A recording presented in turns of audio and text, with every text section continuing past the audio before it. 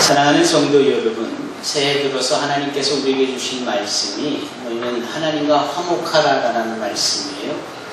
화목이라는 단어를 화해라는 단어로도 살 수 있고요, 쓸 수 있고요, 또 평안이라는 단어로도 쓸 수 있고요. 이 화목, 화해, 이것은 모든 일에 으뜸이 될 수밖에 없습니다.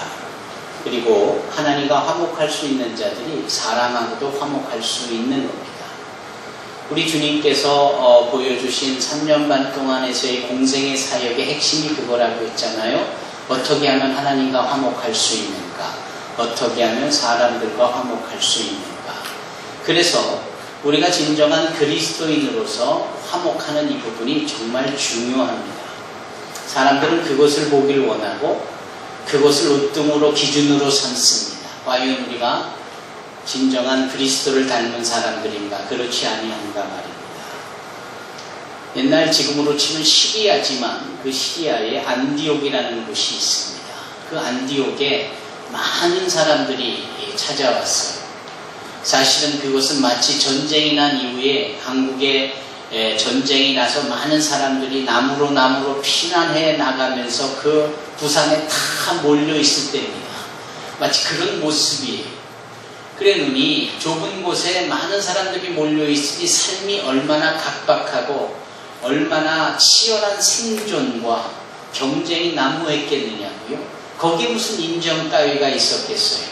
그럼에도 불구하고 굶주린 찾아온 죽어가는 사람들에게 밥 한 손 먹이고 또 그렇게 풍족하지 아니했어도 따뜻하게 잘 수 있도록 이불을 내줄 수 있었던 이웃이 있다면 그런 분들을 두고두고 이 사람들이 잊지 못하잖아요. 그래서 전쟁, 피난 속에 고생한 이야기 속에 누군가의 도움을 받았다라고 여겨지는 분들은 항상 그런 이야기를 하는 걸 보면 정말 이웃에게 도움을 주고 이웃에게 도움을 받고 그것이 이렇게 영혼과 마음에 각인이 되어져서 항상 그 부분에 감사할 수 있고 그 부분을 잊지 못하게 되어지는데 그것이 크리스찬에게 그런 도움을 받았다라고 한다면 사실은 그리스도를 알리는 최고의 전도가 되어진 것이고 그리고 그분이 크리스찬이라는 사실 때문에 도움을 받은 사람은 크리스찬들에 대하여서 그리스도 예수에 대해서 항상 좋은 뜻을 가질 수밖에 없겠죠. 옛날 안디옥이 그랬어요. 핍박을 피하여 많은 이주민들이 디아스포라들이 몰려든 곳이 바로 그곳이거든요. 그런데 그곳에 있던 사람들이 어떻게 하느냐? 서로를 돕잖아요. 서로에게 좋은 것을 나누지 않습니까? 그러니 그러한 모습을 보고 있던 대다수의 사람들이 그렇게 돕던 안디옥 교인들에 대하여서 정말 그리스도를 닮은 크리스찬이야 라고 고백하지. 믿지 않는 사람이 이 교회 안에 성도들을 대상으로 진짜 크리스찬이다, 그리스도를 닮았다라고 인정을 하기 시작을 하는 겁니다. 그것이 바로 사도행전 13장에 11장에 등장하는 내용인데 그것의 내용이 바로 성경 전체에 크리스티아노스, 그러니까 크리스티안이라는 그리스도를 닮은 이라는 단어가 처음으로 언급된 겁니다. 사람들에게 인정이 되어지는 거예요. 그리고 인정하는 사람들은 크리스찬들이 어떠한 사람인지를 알기 때문에 존경하게 되고 크리스찬들의 요청을 받으면 함께 교회에 나아가는 것에 대해서 주저함이 없었습니다. 그러다 보니 그 사도행전 11장 끄트머리에는 뭐라고 기록을 하며 11장을 마치는가 했더니 날마다 그리스도 예수의 이름으로 말미암아 믿는 자의 수가 더해져 갔더라, 그렇게 말씀합니다. 사랑하는 성도 여러분, 크리스찬으로서 사람들과 화해하고 사람들과 화목할 수 있다면 이거보다 더 좋은 일은 없는 겁니다. 이걸 보시는 하나님은 참으로 마음이 기쁘실 거예요. 옛날 다윗이라는 믿음의 사람이 있었습니다. 다윗. 너무나도 잘 알지요. 사무엘상 16장에 따르면 그 다윗이 사무엘에 의하여서 기름을 받습니다. 기름 부음을 받아요. 그리고 왕이 될 것에 대하여서 신탁을 받게 됩니다. 그러나 오히려 그는 그 당시 왕이었던 사울에게 질투의 대상이 되어지고 미움의 대상이 되어지면서 그 사울은 번번이 다윗을 죽이려 한다 말입니다. 생각해 보십시오. 걸핏하면 창을 빼들고 단창을 던져서 죽이려고 하고 칼을 빼들어서 죽이려고 하고 군사를 보내서 죽이려고 하니 다윗의 입장에서 보면 사울은 어떤 존재입니까? 원수도 그런 원수가 없는 거예요. 그런데도 다윗은 사울에 대하여서 너무나도 깍듯합니다. 사울에 대하여서 너무나도 분명하고 아랫사람으로서의 도리를 지켜나가요. 참 대단하죠? 그게 정말 매력있는 사람이에요. 심지어는 이 다윗이 번번이 사울에 의해서 죽게 되어질 즈음에 다윗이 피하는 중에 어느 굴에 숨지를 않습니까? 바로 그때에 사울이 그 굴에 들어오는 거예요. 그런데 다윗은 그 사울을 죽일 수 있는 그 찬스를 사용하지 않아요. 어떻게 내가 하나님이 세우신 왕을 죽일 수 있는가 해서 오히려 그는 칼을 가지고 이 사울 왕의 긴 옷자락, 치렁치렁한 옷자락의 끝을 증거 삼듯이 이렇게 잘라냅니다. 그리고 나중에 그걸 보여주면서 나는 당신을 죽일 수도 있었던 상황이지만 결코 죽이지 아니하니 나에 대한 오해나 미움이나 노여움은 푸시라 이렇게 얘기를 하죠. 사울이 얼마나 고마워했는지 모릅니다. 그러나 이 사울이 늘 질투와 미움이 가득하다 보니 그러한 상황들을 잊어버리고 또 다윗을 죽이려 열심을 내죠. 또 한 번 거꾸로 다윗이 사울을 죽일 수 있는 상황이 됩니다. 어디서 그랬나요? 천막 안에서 잠을 자고 있는 이 사울, 그의 머리 옆에는 땅에 그 사울왕의 긴 창이 박혀져 있고 그 옆에 칼도 놓여져 있는 상황이었습니다. 바로 그때의 다윗은 언제든지 그 칼을 빼들고 그 사울을 죽일 수도 있던 상황이에요. 그러나 그렇지 않잖아요. 심지어는 다윗을 모시고 있는 경호대장쯤 되는 아비쉐라는 장군이 내가 단박에 죽이겠다라고 해도 말립니다. 어찌 여호와의 기름을 부음을 받아 왕이 된 사람을 우리가 해할 수 있겠느냐? 그러지 않잖아요. 그래서 오히려 칼과 물병만을 증거 삼아 가지고 나가잖아요. 우리는 여기서 무엇을 봅니까? 자신을 죽이려 하는 이 사울, 원수와 같은 이 사울을 결코 악을 악으로 대하지 아니하고 선으로 대하는 다윗의 넉넉함, 자신만만한 예의와 도리를 지키는 진정한 하나님의 사람의 모습을 봅니다. 자, 생각해 보십시오. 다윗은 사울을 죽여도 돼요. 첫째 이유는 뭡니까? 사울이 걸핏하면 다윗을 죽이려 하니까 정당방위라는 측면에서도 죽일 수 있는 것 아니겠어요? 그런데 그렇지 않잖아요. 두 번째, 그 사울은 그 당시 왕이었기 때문에 예의를 갖추고 도리를 지키는 겁니다. 얼마나 매력이 있어요. 여기서 살짝 엿볼 수 있는 것은 다윗의 넉넉함이고 믿음으로 말미암은 용기 백배한 당당함이에요. 이미 하나님께서 나에게 기름을 부어 나에게 왕이 되게 하신다고 하셨건만 그렇다면 하나님이 정하신 때에 당연히 내가 왕이 될 텐데 뭘 내가 급하다고 왕인 사람을 죽여 내가 왕의 자리에 설 이유가 있겠는가? 이 넉넉함이 도대체 무엇입니까? 이 정말 대단한 마음 씀씀이 아닙니까? 정말 대단한 사람이에요. 그게 다윗이.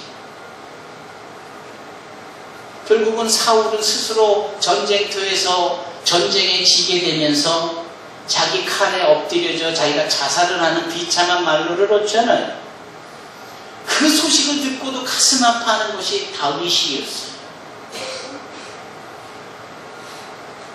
다윗의 파란만장한 삶은 계속되는데 그 와중에 압살롬이라는 이 아들레미가 글쎄 아버지인 다윗에게 칼을 들이대고 쿠데타를 일으키지를 않아요.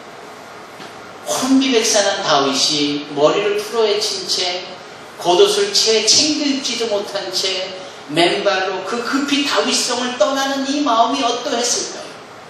바로 그때에 웬 시므이라는 자가 등장하더니 옆에서 그렇게 가슴 아파하는 다윗을 보고 막 저주를 퍼붓는 거예요.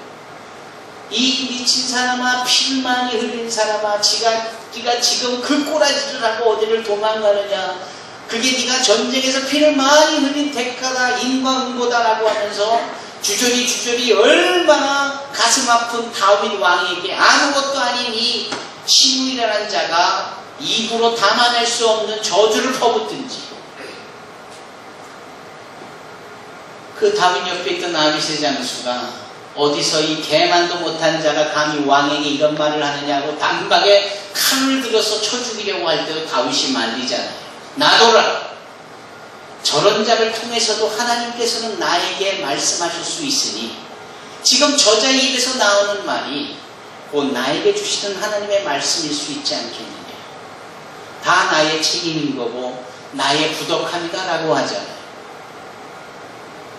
그 압살롬 아들레미가 쿠데타가 실패를 하고 다윗이 다시 왕자에 앉습니다.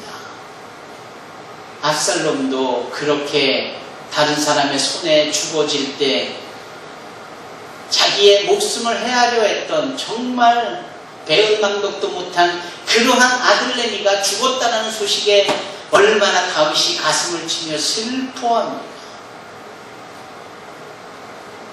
원수에 대한 이 다윗이 품고 있는 마음은 정말 우리가 생각하는 그 이상의 마음이에요.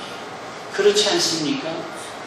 나중에 사무엘하 20여 장 쪽에 가서 보니까 다윗이 행한 일들 중에 하나가 뭐 하시느냐 하면은 자신을 그토록 못살게 굴었던 사울의 손주가 하나 있는데 또 거기에 다리도 불편한 이자의 무비보셋이라는 자인데 그가 살아있다는 소식을 듣고는 그를 입양하듯이 자신에게 입적해서 자신의 아들들과 같은 자리에서 함께 먹고 마시게 하는 어떠한 과거의 잘못됨으로 인하여서 억하심정을 품고 자녀와 자손들에게 미움을 쏟아부는 다윗이 아니라 도리어 선을 행함으로 과거에 악을 행하였던 자들에 대한 그 악을 선으로 보응하는 다윗의 모습을 보여주잖아요.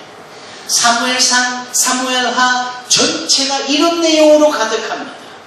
그러니 다윗이 어찌 하나님과 마음이 합한 자다라고 말하지 않을 수 있습니까? 여러분, 사람들과 화해하고 사람들과 평안하고 사람들과 좋은 유대관계를 갖는 것, 그 가운데 예의를 지키고 그 가운데 도리를 다하는 것, 이게 진정한 크리스찬들의 삶입니다. 사도 바울이 오늘 지난주에서 거푸 말씀하고 있는 것이 바로 그 부분이에요. 특별히 여기 뭐라 합니까? 아무에게도 악을 악으로 갚지 말고 모든 사람 앞에서 선한 일을 도모하라. 할 수 있거든 너희로서는 모든 사람과 더불어 화목하라. 이게 이 로마서 12장 14절로 21절의 핵심이에요. 할 수만 있거든 모든 사람과 더불어 화목해라. 화목해라. 여러분, 누구하고도 불편한 관계로 남아있지 마시기 바랍니다.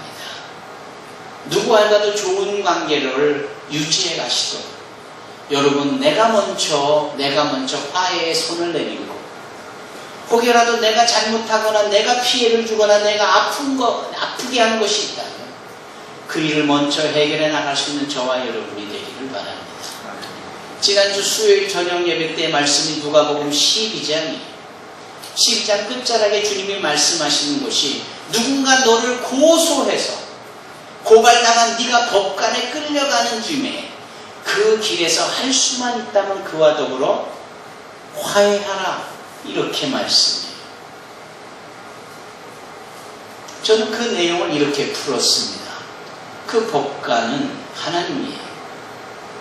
우리를 고소 고발하고 우리를 부족함을 드러내는 것은 한편으로는 사단일 수도 있지만 또 한편으로는 나의 잘못으로 인한 어떠한 책임져야 될 결과물일 수도 있는 거죠.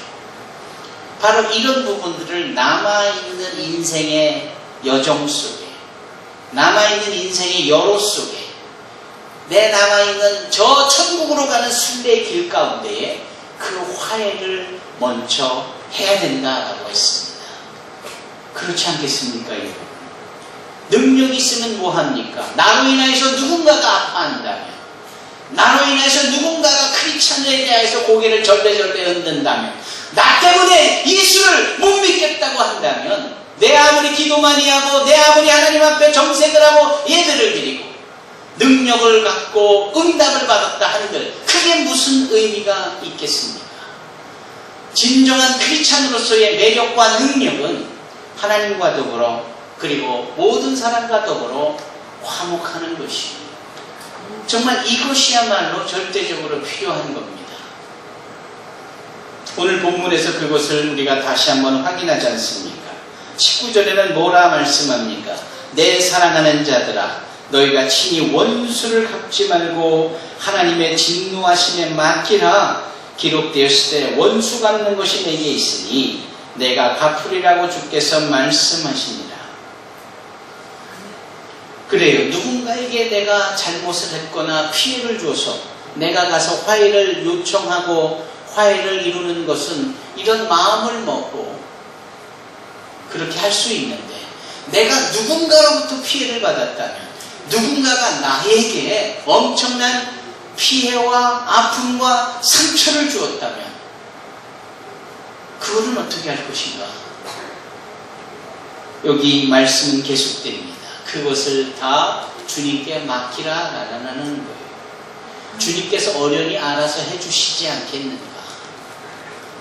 모든 것을 아시며 모든 것을 행하시는 주님께서 우리의 억울함을 아시고 우리의 상처와 아픔을 아시고 우리의 손해와 피해를 아시는 하나님께서 어련히 보호해 주시지 않을까?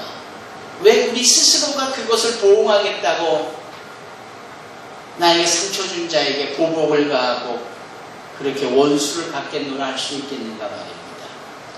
잠언의 말씀을 보면 우리가 결코 하지 말아야 될 두 가지 일이 아주 선명하게 나타나고 있는데 그 중에 하나가 보증 서는 일입니다. 여러분, 보증 서면 안 됩니다. 왜냐하면 보증을 쓴다라는 것은 책임을 진다라는 말이기 때문에 그렇습니다. 내가 이런 걸 하는데 보증 좀 서다오. 그 말의 의미는 내가 이런 거를 하는데 나를 조금 책임 좀 져다오. 내가 잘못돼도 당신이 책임져다오. 이게 보증의 의미 아닙니까? 보증을 서서 보증을 잘못 써서가 아니라 보증 그 자체는 우리가 보증을 쓰기만 하면 그냥 잘못 쓰는 거예요. 보증을 잘 서는 일은 없습니다. 이 보증을 서서 패가 망신하고 재산을 날리고 다른 가족들에게 피해를 끼치는 일이 얼마나 많습니까? 왜 그게 이렇게 안 되는가? 우리라는 존재는 우리 자신조차도 스스로 책임질 존재가 못 되잖아요. 여러분, 오늘 저녁에 내일 아침에 무슨 일이 여러분들에게 있을지를 어떻게 아세요? 그것도 모르는 우리가 어떻게 준비하고 어떻게 우리를 책임질 거냐 말이에요. 나도 나 자신을 책임 못 지는 내가 누구를 책임진다고 보증을 씁니까? 그래서 그 보증을 쓰는 그 자체는 우리를 책임질 수 있는 하나님 앞에 내가 하겠다라고 하는 교만이고 월권이고 죄악인 것입니다. 또 하나 잘못된 것이 있다면, 보증 쓰는 것만큼이나 잘못하는 우리가 행동이 있다면 누군가에 대해서 꾸짖고 정죄하고 판단하고 심판하는 것, 이게 잘못된 겁니다. 우리는 누구를 심판할 수 있는 입장이 못 됩니다. 우리는 누군가를 우리가 잘했느니 못했느니 평가하고 판단하고 정죄할 수 있는 신분이 못 됩니다. 우리 스스로가 동일한 죄악을, 동일한 실수를 얼마나 질 수 있는 가능성에 노출된 존재들이냐. 그러한 우리가 누군가에게 넌 이거 잘못됐다, 넌 이게 문제야, 이런 식으로 손가락질을 하고 정죄를 하고 평가를 하고 하는 것들은 하나님 앞에서의 월권입니다. 그 모든 심판의 주체는 하나님이시지 우리가 아니에요. 설령 내가 아프고 많은 피해를 입었고 손해를 입었어도 그 결과물에 대한 판단과 결정과 심판은 하나님만이 하십니다. 그게 크리스찬들의 도리이어야 해요. 내가 아니라 하나님이 하시도록 그분에게 맡기는 겁니다. 정말 중요하지 않을까요, 여러분? 네 원수가 줄이거든 먹이고 목마르거든 마시게 하라. 그리함으로 네가 숯불을 그 머리에 쌓아놓으리라. 악에게 지지 말고 손으로 악을 이기라. 계속해서 사도 바울은 크리스찬들의 이 도리와 예의에 대하여서 사람에게 어떠한 식의 지침이 되어야 하는지에 대하여 말씀할 때 결국은 선한 생각, 선한 행동을 우리에게 강조하고 있습니다. 여러분, 손양원 목사님을 아시잖아요. 심지어는 믿지 않는 사람들도 잘 압니다. 심지어는 그분의 일대기를 조명하여 국영방송에서 방송까지 내보내는 듯해요. 왜인가요? 그분은 원수를 사랑하는 사람이에요. 자기 자식을 죽인 자를 데려다가 자기 아들처럼 키운 사람이에요. 여러분, 이게 어떻게 가능할 수 있는 거예요? 이게 어떻게 가능한가요? 그러나 답은 너무나도 간단했잖아요. 나는 목사로서, 나는 주의 종으로서 나의 예수님 구세주가 행하신 그대로 행할 뿐이다. 자신에게 못 받고 침뱉고 능욕하는, 자신을 죽이는 수많은 사람들 앞에 주님은 뭐라 하셨습니까? 아버지여, 저들의 죄를 사하여 주옵소서. 저들이 자기네들이 하는 일을 알지 못하나이다. 우리 주님이 그러셨기에, 진리가 기준이 되어지기에 손양한 목사는 정말 눈에 넣어도 안 아플 그 아들이 매맞아 죽은, 그 때려서 죽인 그 장본인을 아들로 입족시켜 그 아들을 사랑하며 키워내잖아요. 어렸을 때에 미우라 아야코 여사가 쓴 소설을 영화한 빙점이라는 영화를 봤습니다. 그건 픽션이에요. 그건 소설입니다. 그것도 마찬가지 소설이에요. 내 자식을 납치해서 죽였는데 그걸 알면서 데려다가 키우는 거죠. 그 내 자식을 죽인 범인의 자식을 내가 입양해서 키우면서 마음고통을 갖고 막 이러는 내용을 담은 것이 빙점이에요. 근데 그것은 픽션이라니까요. 소설입니다. 손양원 목사님의 일은 실화입니다. 그거야말로 원수를 사랑하는 것이고, 그거야말로 선으로 악을 이기는 겁니다. 여러분, 진정한 그리스도인들은 선으로 악을 이길 수 있어야 합니다. 손양원 목사가 그랬다. 다윗이 그랬다. 우리 구세주 예수께서 그러하셨다. 이러한 자에게 주시는 하나님의 보응은 뭘까를 저는 곰곰이 생각해 봤습니다. 그리고 히브리서 11장, 믿음의 장이라는 히브리서 11장, 여기 끝절에 38절에 이런 말씀이 있습니다. 히브리서 11장 38절. 이런 사람은 세상이 감당하지 못하느니라. 바꿔 말하면 이런 사람들이 세상을 이기느니라. 이런 사람들이 세상을 주관하느니라. 이런 사람들이 세상에 영향력을 끼치게 되어진다라는 거죠. 우리 예아부 친구들이 그렇게 사무엘처럼 세상에 선한 영향을 끼치는 사람이 되어달라고 오늘 이 교회 학교의 기도 제목 속에 나와 있잖아요. 그 세상에 선한 영향을 끼치는 것은 믿음으로 말미암아 하나님과 화목하고 사랑과 화목하고 하나님의 절대 주권을 인정하고 내가 할 일과 하나님의 하실 일을 구별하고 그리고 손으로 악을 이기는 이 일을 시도해 나갈 때 우리는 세상을 이기며 세상을 주도하게 되는 줄로 믿습니다. 세상은 우리 앞에 굴복하고 우리를 인정하고 우리를 존경하고 우리가 열어놓고 초청하는 저 천국을 향하여 기쁨으로 달려오게 될 것입니다. 아무쪼록 우리 모두의 삶이 그리 되어지기를 주님의 이름으로 축원합니다. 기도하겠습니다.